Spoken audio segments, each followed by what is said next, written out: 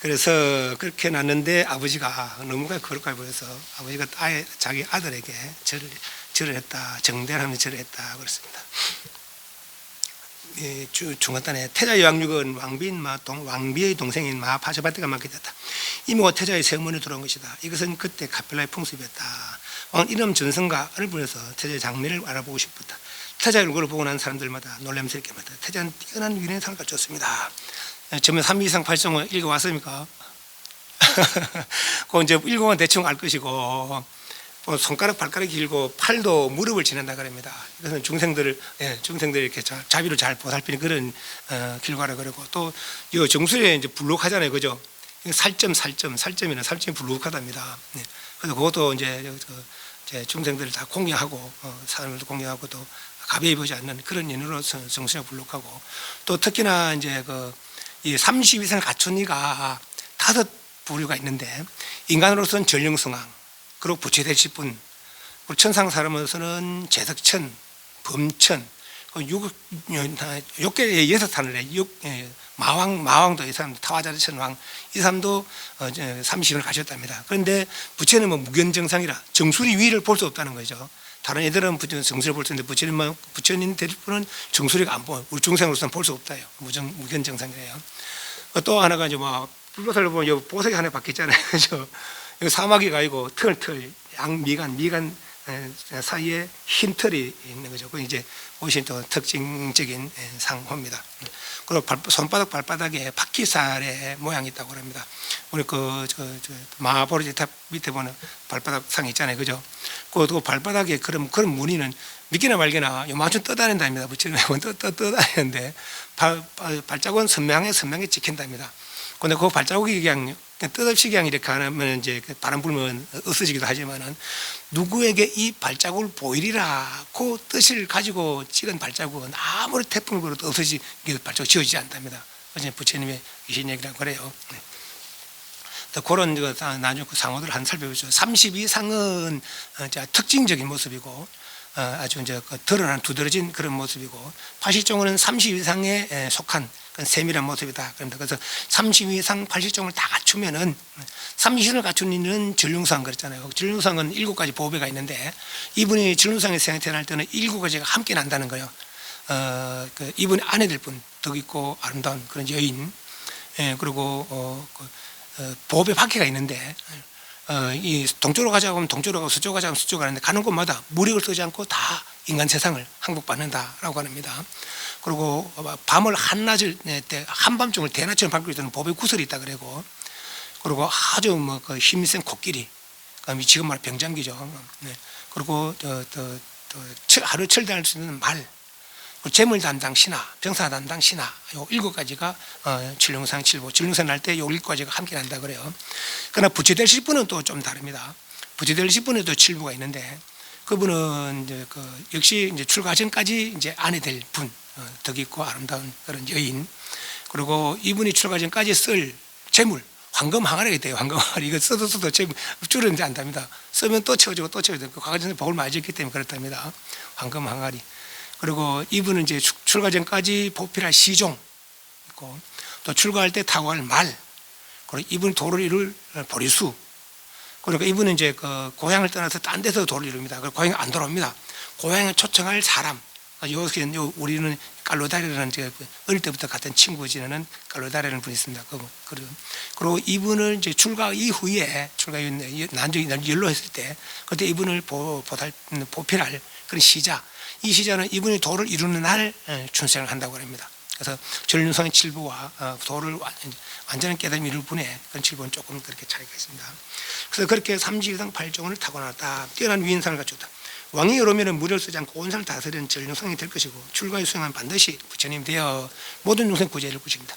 이 말 들은 왕과 신하들은 한결같이 기뻐했다. 자기들 약속국인데 옆에서 강두국이 쳐들어올까 늘 걱정하고 있었는데, 이런 큰 인간 세상을 그렇게 잘 다스릴 왕이 탄생했다 하니까 얼마나 좋겠습니까? 어느 날 아시타라는 선인이, 아시타는 정반왕의 슈토다라 왕의 아버지 왕이잖아요. 그분의 제사장이었다고 그럽니다. 그분이 돌아가시자 이제 그 아드님이 이제 왕이 되니까 자기는 그 제사장 물러나고 히말라야 가서 그 수행하고 계시다가 그러다가 이제 뭐 천상 사람들 말든 야 세상에 부처대 분이 세상 출하시다. 가서 공개하러 가자. 그 찬이 그 예배하러 공개하러 가자. 했다는 거죠. 그러니까 그 얘기를 들은 거죠. 이제 어떤 깊은 도를 이루면은 듣지 못하는 걸 들을 수도 있고 보지 못하는 걸 볼 수 있다는 거예요. 그러니까 예수님은 그렇게 도력이 좀 깊었는가 보죠.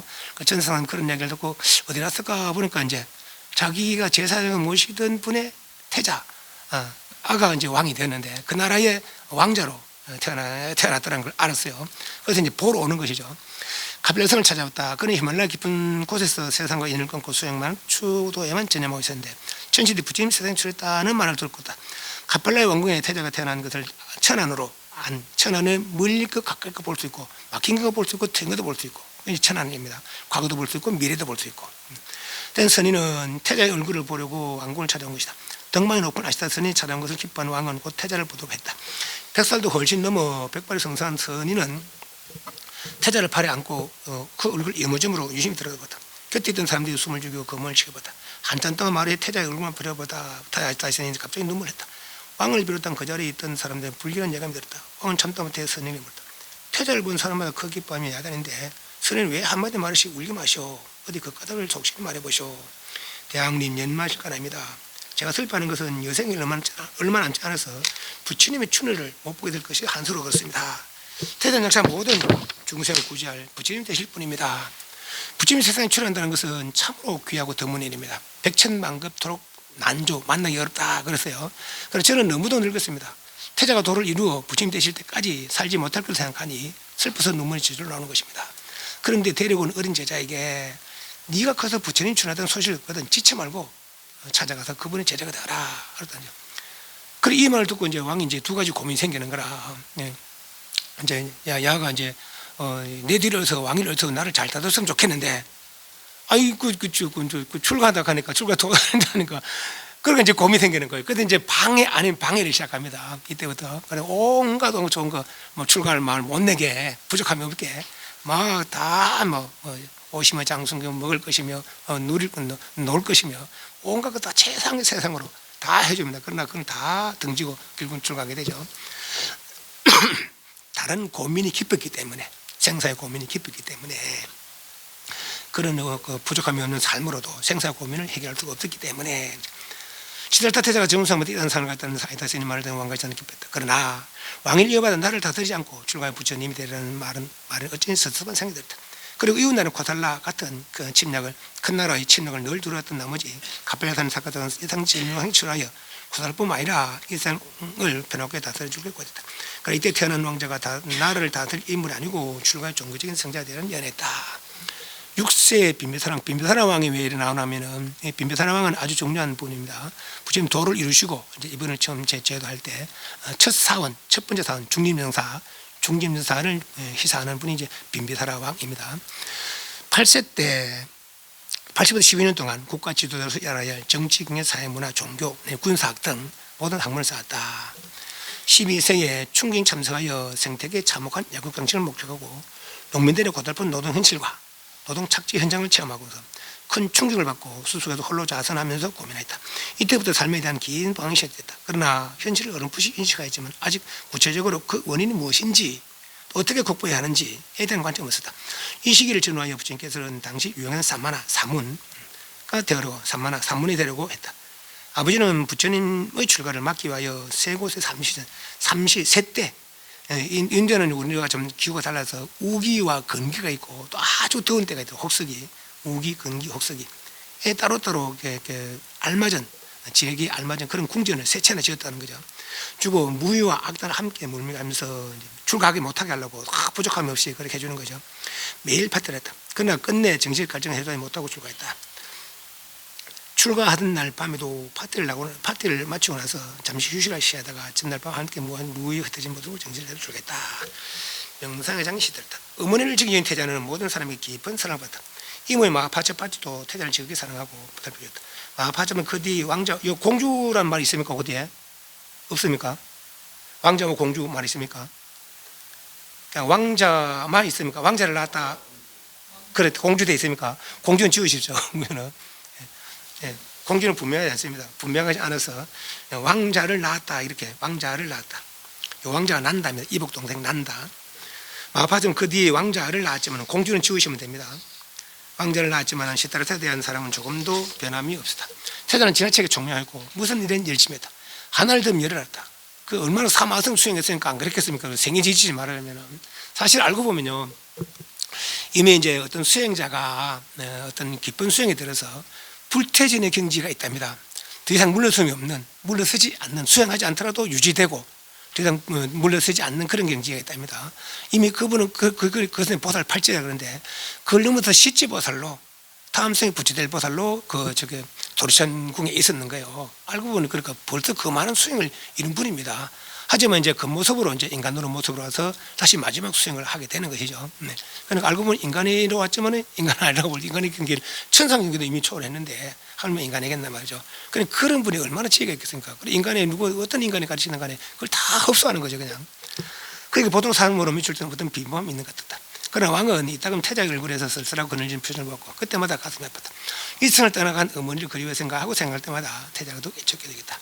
12살 되던 해, 12살이면 국민학교 5학년 6학년에 그죠? 초등학교. 국민학교 가면 안 된다 하더라고. 국민이 일본식 한국 시민 같은 국민학교 가더라고. 그 초등학교인데. 12살 되던 해에 슈트나왕은 많은 신화를 건드리고 들여나가 농민의 날 행사를 장관하겠다. 농업군 갑별라는 왕이 그의 봄에 첫 삽을 꽂음으로써 밖으로 시작된 것이다. 어린 태자 시절 때도 그 행사를 보기 위해 부왕을 따라 농부에 사는 마을에 내려갔다. 왕국민 나라 밖에 나가 구경해보던 저는 풍에 그저없이 신선하고 아름다웠다. 그러나 농부들 땀을 흘리면서 일하는 것을 보자. 그거 가봤자면 새까맣잖아요, 그 사람들 그죠? 그다음 땀에 뺄점 안에 새까만 사람이 땀이라도 흘려보세요. 얼마나 저랑해 보이겠습니까? 자기가 다른 것을 생각했다. 뜨거운 햇빛 아래서 고된 일을 하고 있는 농부들을 본 시들들은 어린 마음 어두워졌다. 나는 이렇게 잘 지내고 있는데 저 사람들은 일하는 이유가 자기들 먹는 게 아니라 다 나라에 바쳐서 다 우리들을 먹이 살리려고 저걸 하고 있는 것이죠. 이렇게 조용히 지켜보고 있으니까 전기 끝에 파헤치는 흙속에 벌레가 꿈틀거렸다. 그때 바로 이때 난데없이 새 한 마리가 날아들더니 그 벌레를 좀 물고 종주 날아갔다. 이 같은 광경을 보게 된 어린 시달렸다는 마음에 심한 충격을 받다. 우리는 뭐 그냥 일상이잖아요, 이런 거죠. 일상인데 이는 이제 그렇게 불편하면서 지내다가 그래서 이런 광경을 보니까 그는 그곳에 더 물면 있을 수 없다. 방금 눈앞에 일어나는 일을 생각하면서 일행을 떠나 숲으로 발길을 걷다. 숲속 깊숙이 들어가 큰 나무 아래 앉았다. 어린 태자의 가슴이 형언할 수 없는 여러 가지 문제가 한꺼번에 태자의 눈에는 아직도 뚜렷하게 어린거리고 있다. 먹고 살기 위해 땡볕에 땀을 흘리며 일하는 농부들, 흡수선하고 꿈틀거리던 벌레, 그 벌레 물고 사라진 날진성, 이런 일들 하나같이 어린 태자의 마음을 얻겠다. 어째서 살아있는 것들은 서로 먹고 먹히며 괴로운 삶을 이어가는가? 무슨 이유로 그렇게 살아가는가? 왜 내 생명을 위해서 남의 생명을 남을 해치면서까지 내 생명을 유지해 가야 하는 것일까 말이지. 그는 모든 것이 괴로움의 빛이다. 산다는 것 자체가 어찌된 기름을 같았다. 무슨 일이든지 한번 의문을 품기 시작하면 끝까지 파고드는 것이 소년 시달렸다 성입니다. 그는 깊은 생각 잠기채 다른 일을 모두 잊어버렸다. 행사 끝나 왕을 모시고 궁정으로 돌아가던 신하들은 그저서야 어린 태자의 모습을 보지 않은 거라고 깜짝 놀랐다. 태자를 이루는 왕과 신하들은 어찌할 바를 몰랐다. 사봉을 흩어져 여기 찾아 헤매던 큰 나무 아래 깊은 명상장기의 태를 보았다. 그런데 그 모습이 너무 거룩하고 평화로웠다. 왕은 반가운 중에 참 불을 일으킬 수 없다. 왕은 조심스레 아들을 닦았다. 시달다 이제 해도 저물어서 그만 일어나 궁궁으로 돌아가자. 이때도 처음에가 이제 아기를 자기 아이를 보고 질을 했다 했잖아요, 그죠? 이때 나무 아래 앉아 있는 그 어린 아이의 모습이 얼마나 거룩한지, 그게 또 여기서 두 번째로 또 아이 발에 절을 했다라고 그럽니다. 태자는 그때 대비로서 왕의 얼굴을 쳐다보고 나무 아래에 있었다. 그러나 그의 모습은 그저 담담해 보일 뿐이었다. 이 일을 듣고는 부왕은 맘부터 이놈이 이거 진짜 역시 출발할까 하는 말이지. 더 이제 잘해주는 거죠. 모든 일을 잊어버리고 명상장이 시달된 모습에 문득 성자의 상을 본 것 같았기 때문이다. 한편은 대견스럽게 생각됐지만 태자와 자기와는 먼 거리를 두고 떨어져 있는 것만 같았다. 그래서 안타까웠다. 왕은 그동안 까맣게 있던 아시타 스님 예언을 다시 생각하지 않을 수 없다. 그리고 어린 동안에 어떻게든지 시타의 마음을 돌이켜야겠다고決めた. 그렇지 않으면 태자는 영영 자기를 떠나버릴 것만 같았다. 옛부터 인도 어수행자들은 흰늘 모래 예고이나 하늘 높이 있는 히말라야를 멀리 바라면서 명사장기를 즐겼다. 그들은 찌는 듯한 더위를 피해 우거진 숲과 나무 그늘 아래 깊은 명상장기거나 혹은 제자들과 대화를 나눴다. 인도 사람들은 이와 같은 숲속 수행자와 사상가를 진심으로 존경하고 숭배했다. 아내와 아이들을 위해 생계를 꾸려나가다가도 틈만 나면 숲속을 찾아가 성자들의 말씀을 들었다. 그러다가 아이들이 나이가 자서 집안일을 돌보게 되면 그들은 가정을 떠나 숲으로 들어가 버린다. 여기 이제 보통 바라문의 행위라고 했잖아요, 그죠? 그 직업을 가지고 결혼하고 그 후손을 두다가 그다음 후손이 다 물려주고 늙음하게 이제 그렇게 이제 종교에 전적으로 종사하는 그런 일을 한다는 거예요, 사람들은. 그들은 여생을 숲속 수행이나 성자들과 함께 보내는 것이 뜻있고 슬기로운 생활을 여기다. 인도 종교와 사상 이처럼 힘을 나게 바르는 대자연 속에 들어진 것이다. 14세 34페이지. 성받고 나가 병인을 보고 무상을 느낀다.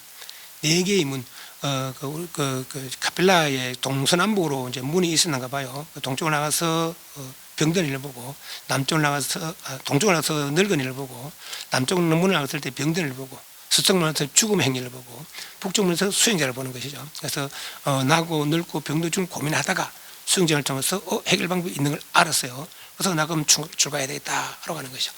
시탈섬 숲속에서 명상하셨겠다. 돌아온 뒤부터 남의 눈에 뜨지 않는 곳에서 홀로 생활장견을 찾았다. 시탈섬 깊은 생활장견이 자주 일어날수록 수탈 왕은 점점 어두워지다. 이름이 뜨할 것 같으니까 왕 그를 즐겁게 하여 홀로 사득에 빠진 일이 없도록 항상 마음 썼다. 대신에 자네를 중 같은 또래를 곁에 몰게 하여 그를 즐겁게 해주려고 했다. 그러나 그러면 그리스도 시대는 홀로 있고 싶어 했다. 오랫동안 국룰 속에 있던 시대였던 어느 날 문득 군중 밖에 나가 바람이나 쉬었으면 하고 생각했다. 그 뜻을 분명하게 말씀드리자 왕 기꺼이 그렇게 해줬다. 왕은 곧 화려한 수리를 만들게 하고 한편 신하들에게 분부하여 태자가 이런 곳마다 값진 향을 뿌리고 아름다운 꽃으로 장식하여 태자의 마음을 기쁘게 해주도록 하였다. 시떨털 태운 수리가 동쪽 손을 막 벗어나들 때였다. 머리는 마른 풀처럼 빛이 바르고 몸은 그가 짚은 지팡이처럼 바짝 마른 노인이 숨을 헐떡거리면서 저쪽으로 오고 있다. 우리도 지금 이렇게 가고 있어요. 그러나 보통 이렇게 뭐 잘 먹고 잘 사는 사람 늙어도 뭐 이렇게 초라하게 안 보이지만 저 밖에 막 이렇게 해서 막 폐지나 죽고 하는 그런 분들을 보면 얼마나 그렇습니까? 막 그런 이제 그 모습이라고 보시면 되겠습니다. 노인 숨을 들이면서 그쪽 오고 있다. 화려한 궁중에서만 자란 태자는 일찍이 그와 같은 참혹한 노인의 모습을 본 적이 없었다. 그는 시종에 물었다. 왜 저 사람 저토록 비참한 모양을 하고 있느냐? 사람이 늙으면 저렇게 됩니다. 점점 나이 먹으면 기운이 빠지고 숨이 차가 헐떡거리게 되고 눈이 어두워져서 앞을 못 보게 되면 이가 빠져 굳은 것은 볼 수 없습니다. 그래서 저렇게 초라하게 됩니다. 이 말 듣는 태자 마음에 어두운거렸습니다. 사람이 늙으면 누구나 저렇게 된다고. 시들한 저 혼자 말을 했다. 그렇다면 나도 결국 저와 같은 늙은애가 됐구나. 시종이 말하기를 그렇습니다. 나도 저와 같은 늙은애가 됐구나. 그렇습니다. 이스라엘 타는 사람이는 태자인 시종이건 신분이 높고 낮음을 가릴 것 없이 누구나 저런 노인의 모습을 면할 수가 없습니다. 시종의 말을 듣고 난 태자는 한동안 멍하니 먼 하늘을 바라보다 한 힘있는 소리로 수리를 왕궁으로 돌리라 충격받은 거죠. 궁중에서 이런 참혹한 모습을 보지 않다가 늘 이렇게 이렇게 좀 점잖은 모습들을 보다가 이런 모습을 보니까 그런데 왕궁으로 피한다고 늙음을 피할 수 있겠습니까? 이 말이거든요. 그죠? 아무리 깊은 산으로 들어가든지, 아무리 깊은 동굴 들어가든지, 아무리 깊은 바닷속으로 들어가더라도 나고 늙고 병든 죽음을 피할 수 없다. 그렇습니다. 태자의 모처럼 소풍길에 들어선 태자의 마음은 또한 한 겹의 어둠이 덮여된 것이다. 시달의 범인한 모두 보는 보안 아시다스는 이야기한 대로 시달은 혹시 출간하게 되지 않을까 하는 것이다. 그래야 태자의 생활이 전부 다 훨씬 더 어렵고 기쁨을 찾도록 만들었다. 그 뒤 어느 날 태자는 또 답답풍정을 벗어나 자연을 즐기려 했다. 왕래 신하들에게 명령했다. 이번에는 그렇게 꾸준 것을 하도 눈에 띄지 않도록 단단히 부탁합니다. 치운다고 치워집니까? 온데 널리는데 그죠? 네. 우리가 생각 안 해서 그렇지 치운다고 치워집니까? 술 남쪽 수문을 나갔다. 얼마 전 가다 보니 길가에 누더기를 뒤집은 채 쓰러지는 신음하는 사람이 있다. 얼굴은 파래고 발달하는 뼈만 앙상했다. 시달던 술을 멈추게 시종했다. 저는 웬 사람인가? 시종은 지난번 이렇게 끔찍한 생각에 들어 소처럼 대답이 안 없었다. 저 사람은 지금 병의 길을 앓고 있습니다. 육신을 가진 사람은 밤새서 사는 동안 전혀 앓지 않고 지낼 수가 없습니다. 앓는다는 것은 무엇이 괴로운 일입니다. 저 사람 지금 아픔을 못 이겨 신음하고 있는 중입니다. 우리 감기를 알아도 저도 지금 열흘 넘게 감기를 앓고 있습니다만 감기라도 잘 먹고 잘 뜨신데 알고 감기 앓는 거 하고 진짜 전 사람들처럼 폐지나 신문 듣고 공원 벤치에서 누워서 감기 앓는 거 이 다른 거예요, 그죠? 네. 그런 태자는 그 자리에서 기본 생각이 합니다. 사람은 왜 병에 걸려 고통을 받아야 하는 것일까? 늙으면 고통은 질병 고통 왜 생기는 것일까? 그런 고통에서 벗어날 수는 없을까? 그런데 태자는 도중에 돌아오고 말했다. 날씨는 맑게 개어 화장이 좀 태자는 모든 것에 병들고 있다. 어느 날 시달려 서쪽문 성문을 벗어나 둘러나가 수레를 끌고 달리는 말처럼 오늘은 어쩐지 그의 마음도 가벼웠다. 태자 수레가 들길을 지나 인적이 드문 고요한 숲을이었다. 바로 그때 죽은 시체를 앞두고 슬피 울며 지나가는 행렬과 마주게 됐다. 깜짝 놀란 태자는 시종이 물었다. 저건 무엇이냐? 희신주뿐이 알고 있는 시종은 태자의 반응이 들어 입을 열었다. 그러나 다시 다급치니까 도대체 무엇이길 대답을 주지 않느냐? 죽은 사람입니다. 죽음이란 생명이 끊어지고 영혼이 육체를 떠나는 것입니다. 죽음은 영원한 이별을 가져다 준 것입니다. 늙어도 다시 만날 수 있고 병들어도 다시 만날 수 있지만 죽으면 다시 만날 수가 없어요. 그죠? 네. 그래서 영원한 이별로 표현했지만 사실은 죽어도 다시 만납니다. 어쩌면 이 사람들이 다 전생에 어떤 인연이 있어도 그것도 그렇게 지내다가 이 생에 또 인연이 있어도 또 이렇게 만난 거죠. 그는 중생 이름을 몰라. 그죠? 전생 이름을 모르니까 근데 모르는 사람이다. 그런 거죠. 우리 어쩌면 세생생 아마 이런 크고 작은 인연으로 살아왔을 것이다. 그렇게 생각할 수 있습니다. 죽음은 영원한 이별을 가져둔 가장 슬픈 일입니다. 시달은 자기 자신의 지금 죽음을 본 것처럼 가슴이 내려앉아. 지금 자기는 살고 있는 것이 아니라 순간순간 죽음의 길로 가고 있다는 사실을 비로소 깨달은 것이다. 예를 들면 우리가 뭐 보통 한 80년 산다면은 그죠? 이제 얼마 남았습니까? 한 100살 사 조금 남았겠지만은 저도 올게 이제 60이면 한 20년 남은 게 80으로 친다면. 근데 우리는 그 생각 안 해. 평생 뭐 천년만 살 거라고 생각하고 있거든요. 그죠? 도 안 닦거든요. 도 안 닦아. 도로 이게 우리가 두 가지를 해야 돼. 둘 중에 하나는 해야 됩니다. 도를 닦든지 복을 닦든지. 도를 닦든지 복을 닦든지. 도를 닦아서 생사 해탈을 얻든지. 그죠? 아니면 복이라도 닦아서 다음 생에라도 지금 같은 이런 생활, 오히려 지금보다 더 좋은 생활을 할 그 살림을 마련하든지. 그죠? 둘 중에 하나는 해야 되는 거라. 그거마저 안 하면 진짜 나중에 왜 될지 모르는 거라. 그죠? 네. 죽음이 왜 들었습니까? 그 뒤를 모르니까 들은 거예요. 네. 그러나 죽음 두려워하지 않는 사람은 자기가 바르게 살고 복을 맞은 사람은 두려울 일도 없고, 진짜 도를 닦은 사람은 도를 닦아 도를 이루면 그거는 진짜 뭐 죽으면 아예 두려워할 일이 없는 것이죠. 도를 닦든지 복을 닦든지. 시달은 자기 자신이 죽음을 보고 저는 가슴이 내려앉았다. 지금 자기는 살고 있는 것이 아니라 순간순간 죽음의 길로 걷고 있는 사실을 비로소 깨달은 것이다. 해가 기운 뒤에 수레가 돌아오는 것을 보고 그는 못하겠다. 그러나 수레 가까이 다가왔을 때 시달의 얼굴은 비참하게 그려지다. 이날부터 그는 혼자 있는 시간을 더욱 찾게 됐다. 고민이 시작되는 거야. 진짜 이거 해결할 수 없을 거야. 나도 저래서 될 낀데 곧 저래 될 낀데. 며칠 시달은 북쪽문을 거쳐 밖으로 나갔다. 북쪽 성문을 지나고 나면서 목도리에 숲을 이루고 있다. 숲 속으로 난 오솔길을 덥수룩한 머리에 다인 누들기를 친 사람이 그러고 있다. 옷은 비록 남루하지만은 그런 분이 어찌됐고 얼굴은 거룩한 깊이에서 감들로 눈배가 있다. 이제 이분이 사문이야, 사문. 사문들 중에 삭발하는 사람은 별로 없습니다. 이제 인도는 자기 친족이 자기 아버지나 어머니나 이런 뭐 친족이 가면 삭발을 하긴 한답니다. 근데 뒤에 요만큼 남기던데요. 남기되고 삭발하는 문화는 우리 서가모니 부처님 제자들은 삭발하는 이렇게 문화고, 다른 나머지 수행자들은 이제 삭발을 안 합니다. 그냥 머리 긴 대로 그대로. 특히나 고행하는 사람은 평생 씻도 않고 깎도 않고 그렇게 지내는 거죠. 덥수룩한 머리에 다해진 누더기를 걸친 사람이 그러고 있다. 옷은 비록 남루하지만 그런 분이 어찌됐고 얼굴은 거룩한 깊음을 건들면 눈물이 밴다. 수레 가까이 온 그 사람은 태자를 쳐다보다. 저 사람들도 자이나그도 머리 깎더라 보니까. 근데 그 사람들은 깎는 게 아니고요. 뽑아요, 뽑아. 와, 유튜브 혹시 봤습니까?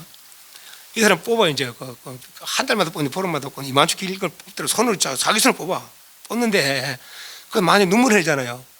그 사람들은 이제 이 마음이 육신에 매여서 고통을 받고 육신이 느끼는 고통을 내 마음이 받고 있기 때문에 이 마음 육신의 고통을 벗어나야 된다고 생각한다는 거라. 그래서 이 사람이 물을 뽑을 때 그때 눈물을 흘리거나 하면 이게 도가 안 되게 거라. 그러나 밥을 못 먹는다는 거예요. 그래서 그러더라고요. 그런데 우리 부처님은 마침 그래도 고행으로 돈을 이룬 분이 아니기 때문에 우리 머리에서 이제 칼로 머리 깎고 그랬습니다. 우리는. 저는 실제로 그 사람 그걸 하더라고요. 그리고 음식을 먹다가도 이제 먹을 때 이제 자기가 직접 집어 먹기도 하고 이제 신도들이 이제 넣어주기도 하거든요. 이제 이렇게 보고 머리 크랙 같은 거 있잖아요. 그죠? 그러면 그날 딱 나온 순간 안 먹어요. 음식 갖고 그날 굶습니다. 다음에 먹을 때까지. 그렇더라고요. 그 다음도 그건 철저하게 그런 계를 지키더라고요. 철저한 어떤 계율주의가 이제 뭐 자연학교 이런 사람들, 근데 그런 완전한 도는 또 아니라고, 완전한 도를 이룬 건 아니라 그래요. 그러니까 부처님은 그런 단어면서 완전한 상태를 이제 아는 것이죠. 술에 가까이 온 그 사람은 태자를 잡았다. 그런데 검수이 너무도 어지럽으면 태자는 자신도 모르게 술에 내려 그에게 물을 줬다. 당신 어떤 분입니까? 난 출가한 사문이요. 출가한 사문은 세상의 모든 일을 버리고 집을 나와 돌당한 성인들을 말했다. 시달을 다시 물었다. 출가한 사문에 도대체 무슨 이익이 있습니까? 나는 일찍이 세상에서 늙음과 질병과 죽음의 고통을 자신과 이웃을 통해 맛봤어. 그리고 모든 것이 무상하다, 항상이 없다는 걸 알았어. 그래서 부모와 형제를 이별하고 집을 떠나 고향 곳에 이 고통에서 벗어나기 위해 수도를 했어. 내가 가는 길은 세속에 물들지 않는 평안의 길이요. 나는 이제 그 길에 이르러 영원한 평안을 얻었어. 이 사람의 고민이 이거라. 늙고 병들고 죽는 거. 그런데 이 사람이 해결했다는 거예요. 해결할 수 없을 줄 알았더니 해결할 방법이 있구나 라고 알았죠. 이 말을 놓고 사문은 태자의 길을 떠나 휘적휘적 가버렸다. 사문을 말고 다시 시달을 가더니 시원한 강물을 흘렸다. 눈에는 감격의 눈물이 빗다. 사문의 뒷모습을 바라본 태자의 마음에 무언가 굳은 결심이 생겼다. 해결할 방법이 있다. 나도 저길 가야 되겠다 말이죠. 이건 아버지도 해결할 수 없고 모든 신하들도 해결할 수 없고 부자도 해결할 수 없는 거라. 그점에 해결할 방법이 있다는 얘기죠. 40페이지 16세에 모든 학위를 통달했다. 부왕의 석전 출가를 우리의 삼시전을 세우고 많은 군인들을 두고 오역에 빠지겠다. 이제 방해를 하는 거죠. 학문에 대한 회의.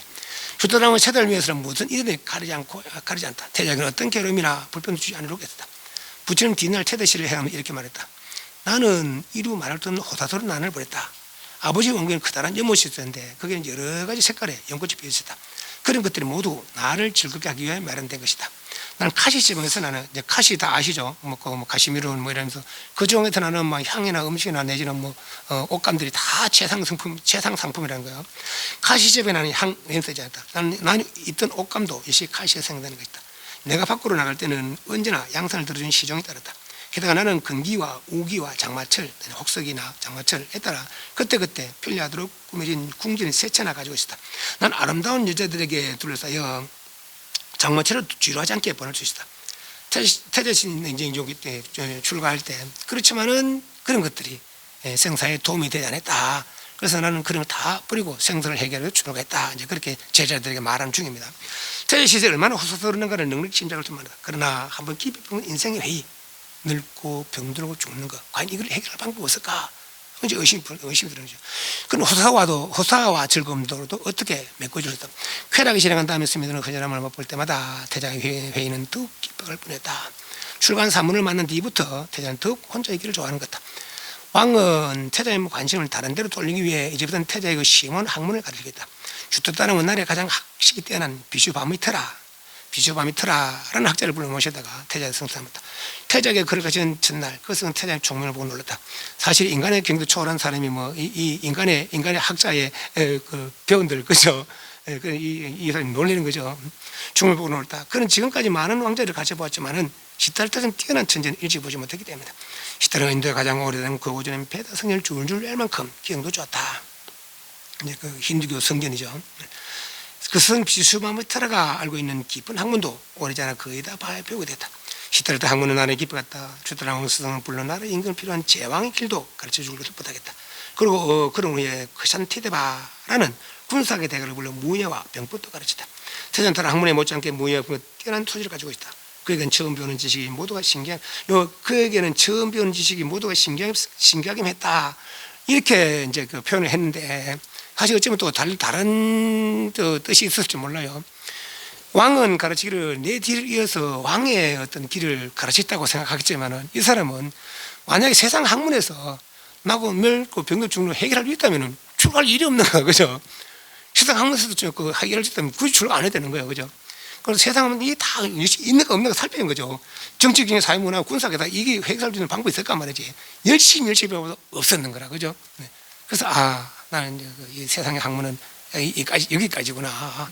이것만은 이걸로 해결할 수 없겠구나. 해서 결국은 그 사문을 따라서 그 사문을 해결했다 하니까, 그죠?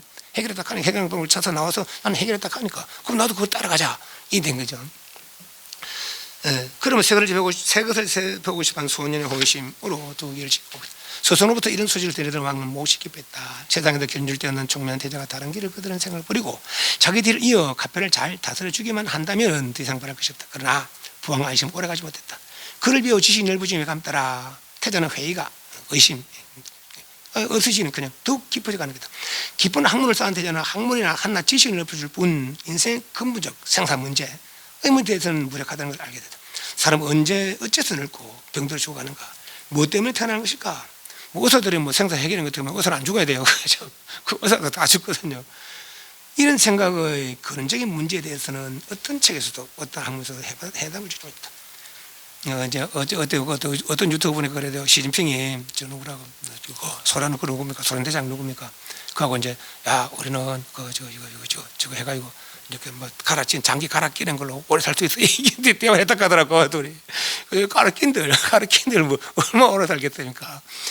인간의 50년이 4천왕의 하루래요. 인간 50년이 이틀이면 100년이에요. 그 하루를 이틀이면 인간이 100년이라 장기를 깔으면 100년, 200년 가겠습니까? 그러고 있는 거예요. 인간은 그러고 있는 겁니다.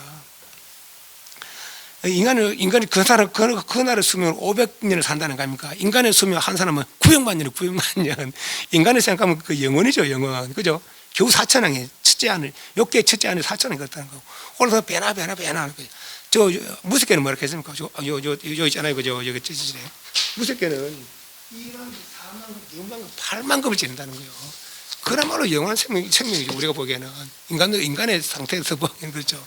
그런 생명을 누린다는 겁니다. 그러나 그것도 영원하지 않다는 겁니다. 수행력이다 하고 복력이다 하면 또 떨어진다는 거죠. 그래서 이제 다시 온오피고 하사의 길이 바뀌듯이 그때 이제 천상의 즐거움이 닿으면 지옥이 바로 떨어질 줄 있답니다. 그럼 다시 회복하기 쉽지 않은 것이죠. 그래서 계속 인간찬 지옥의 숙성에 육도를 그렇게 자기 지은 업에 따라서 run이하는 거죠. 물론 좋은 일을 늘 하면은 복을 누리지만 인간천상 늘 태어나는 거라. 나쁘지 않으면 지옥의 축성에 태어나기도 하고. 그리고 인간천상 행복을 누리니 보장만 된다면은 그러면 얼마든지 그렇게 재밌게 살아도 되겠죠. 그렇지만은 그게 보장을 할 수가 없는 거라. 6만 급, 8만 급 살아도 다시 또 떨어진다 하니까 그 수행을 쌓아도 그 수행력으로 선정을 6만, 8만 급 지닌다 하더라도 다시 떨어진다 하니까. 태전에 이와 같은 인생의 문제에 대해 입을 다물고 있는 학문의 끝까지 좋아할 수 없다. 어디엔가 자신의 의문을 풀어줄 길이 있을 것 같이 생각했다. 이제 시달리는 수성으로부터 더 이상 배울 만한 새로운 학문이 없을 말이다. 수성도 이제 더 이상 가르쳐줄 것이 없다고 떠나버렸다. 그때는 또 다시 명상에 잠기게 됐다. 다시 분해시 수당을 어떻게 하면 태자의 마음을 궁중에 붙잡을까 하고 여러 가지로 궁리한 끝에 한 가지 좋은 생각을 들었다. 그것은 아름다운 아가씨와 결혼시키니다. 아름다운 여성이 태자의 아내가 되어 곁에 있으면 준다면 세상에 명상의 장기를 결을도 출가해 삼으면 되는 생각도 없을 거라고 생각했다. 19세에 야쇼다라라는 분과 결혼합니다. 같은 종족입니다. 우리나라 북한처럼. 근데 이제 이념이 달라서 그러고 있죠. 콜리라는 나라의 이제 공주였다고 합니다. 20세에는 마가다 세니아 빈비사라 왕이 15세에 왕위를 지키게 한다. 빈비사라 왕 부처님 후원자로서 총회불교 교단 조석을 다닌 최대 후원자가 됐다. 중림 정서를 보시하고 평생토록 돌아가시기 전까지 부처님께 그렇게 신도가 되어서 공양 올리고 하는 분이 이제 이 빈비사라 왕과 파사이 왕 이제 두 큰 왕이 있습니다. 시타라가 19살 되자 부왕은 스스로 대자빌물 사였다. 대단 결혼이 마음에 내키나 전 부왕의 강한 근육을 부딪힐 수 없다. 한편 부왕을 기쁘게 해드리고 싶은 마음도 없지 않아서 부왕의 뜻에 따르겠다. 가문 좋고 아름답고 슬기로운 교수를 물러날 때 같은 샷가족 이 콜리의 공주, 콜리 나라의 공주 야소다라를 찾아주고 이 야소다라가 저 앞에서 이제 약속한 너는 새생생 당신 아내가 되고 싶습니다. 이 생에 또 29에 한 10년 살다가 남편 출가해버리는 거예요. 시달타는 결혼이라는 것에 전혀 남의 일 같아도 좀처럼 실감이 나졌다. 자기 생사에 이걸 해결하려고 마음내지 결혼 같은 생각을 아예 하지 않고 있었는 거죠. 자꾸 아버지가 하니까 이제 하긴 했는 거라.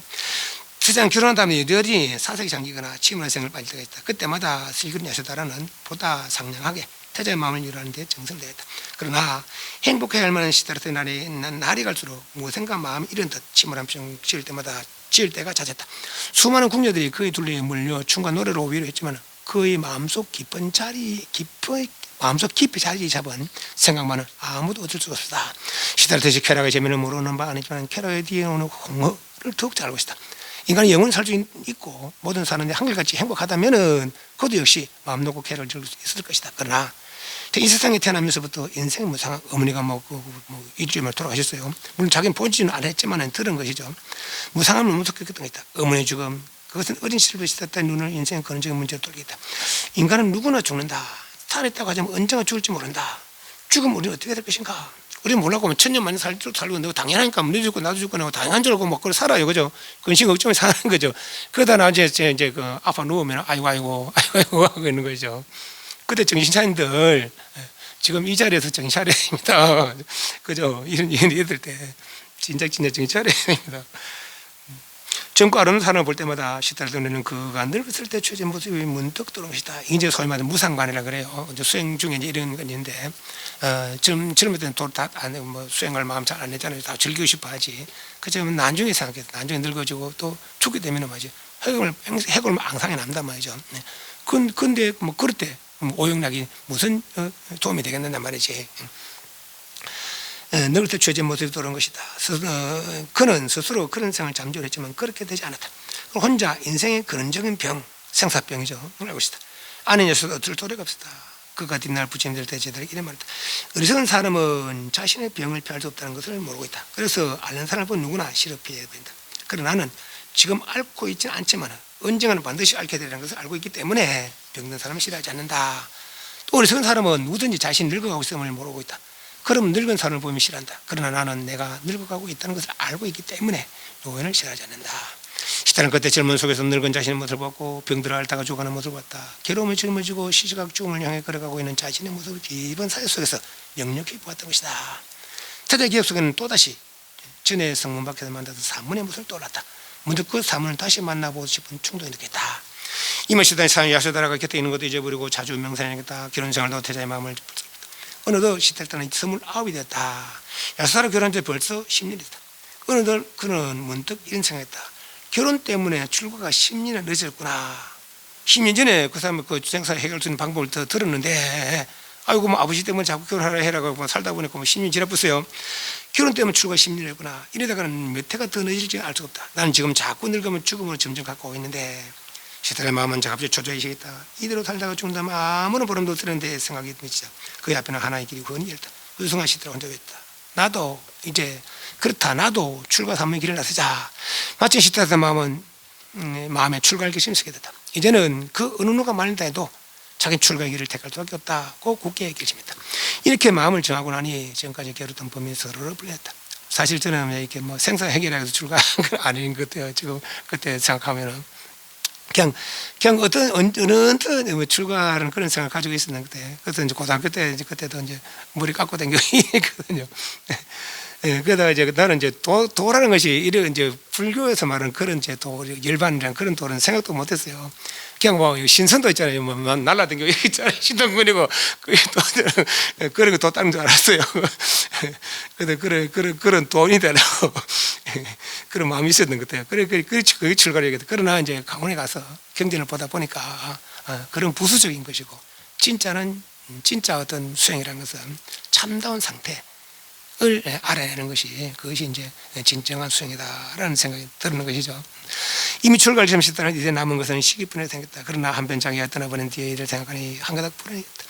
부왕의 실명이 얼마나 클 것인가. 당히 이모의 마 바자바닥에 태어난 동생이 있으니 왕위를 부대기사는 문제는 그렇지 않다. 그러나 내가 출가해버린 그를 안 부왕은 얼마나 애통할 것인가. 그리고 아내 여자는 또 얼마나 슬퍼할 것인가.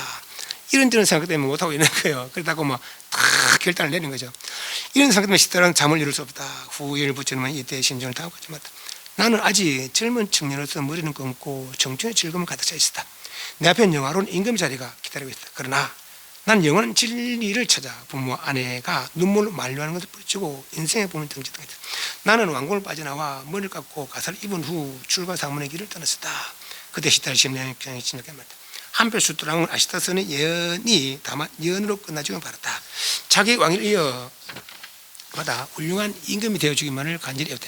시타르 태자 이름을 모든 소원을 이루게 하는 사람이라는 뜻에서 시타르타라고 한 것도 그러한 왕의 소원이 이루어지기를 진심으로 바랐기 때문이다. 이제 모든 것을 버리고 출가를 결심한 태자는 어느 날 아무런 예고 없이 부왕패에 나타났다. 저는 아무래도 출가의 길을 가야겠습니다. 제게 출가에 허락해 주십시오. 이 말 듣는 순간 왕은 눈에 깜깜했다. 이거 출가하지 말고 뭐 그렇게 잘해줬는데 온 걸 다 들었는데 뭐 결국은 그렇게 하려는구나. 그래 마지막으로 다시 한번 아들 뜻을 돌려보겠다. 사랑하는 아들 태자야, 무슨 소원이든지 다 들어줄 테니 제발 출가할 뜻만은 버려다오. 그렇다면 제게는 한 가지 소원이 있습니다. 뭐 다른 거 다 필요 없습니다. 오직 한 가지가 있습니다. 이 소원만 이루어진다면은 저는 출가를 버리겠습니다. 그래 그 손이 무엇이냐? 어서 그 손을 많이 봐라. 왕의 포장마다 있었다. 얼굴은 돌처럼 굳어 있었다. 나직하면서 힘이 있는 말에 그 제 소원은 밑에 네 번째 줄에 제 소원은 죽음을 뛰어넘는 일입니다. 늙고 죽어가는 고통에서 벗어날 수 있는 방법을 가르쳐 주신다면 전 이때에 출가에 들리겠습니다. 이 말에 왕은 어찌 보냈습니다.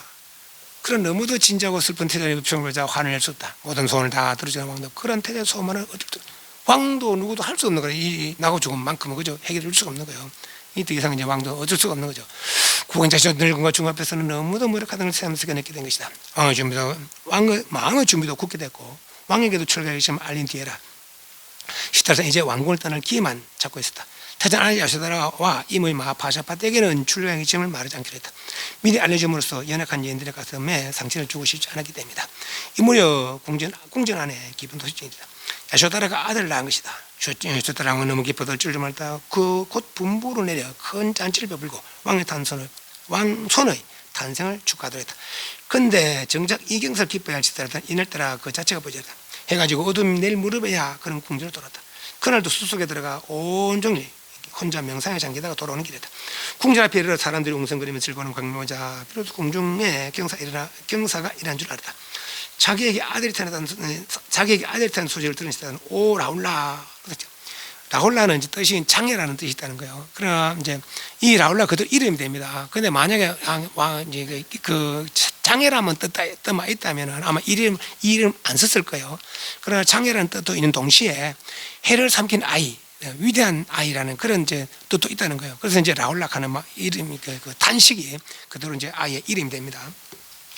라울라는 장애라는 뜻이다. 자기의 갈 길을 막는 존재란 말이다. 그는 그를 얼굴맨 인정이 또 하나 태어나기 때문이다. 시달은 얼마나 괴롭게 자기 아들 탄생을 보고 라울라라고 했을까. 이때 태자가 탄식한 말 그대로 어린아이 이름이 되고 말았다. 아들이 태어났다는 소식을 듣고 라울라는 라울라라고 탄식을 했지만 한편 이제야말로 기회가 왔다 옳게입니다. 왜냐하면 그때 인도의 풍습으로는 대를 이룬 후계자가 있어야 주거가 떳떳하게 여기기 때문이다. 후손 없이 그렇게 이제 뭐 내몰라라고 하면은 사람들이 손가락질하고 그런다는 거죠. 그러면 이제 물론 이제 후손이 이어받을 자기 뒷일을 이어받을 일가 있으면 이제 주거가 떳떳하게 여긴다라고 그럽니다. 오늘 이제 진도는 여기까지 나가겠고 다음에 그 잠깐 말씀드리면은 그래서 이제 결국 이제 출가를 합니다. 출가를 할 때 이제 한밤중에 이제 잔치가 벌어져 한밤중에 자기 이제 시종에 올라서 말을 갖고 오느라 또 둘이 이제 몰래 이제 도망치듯이 그 열심히 있으라 둘이 그 케사리아라는 지역 거기서 그 가빌라까지 한 200km 정도 된대요. 밤새 달린 거죠. 새벽녘까지 한밤중에 달려 새벽녘까지 달리게 된 거죠.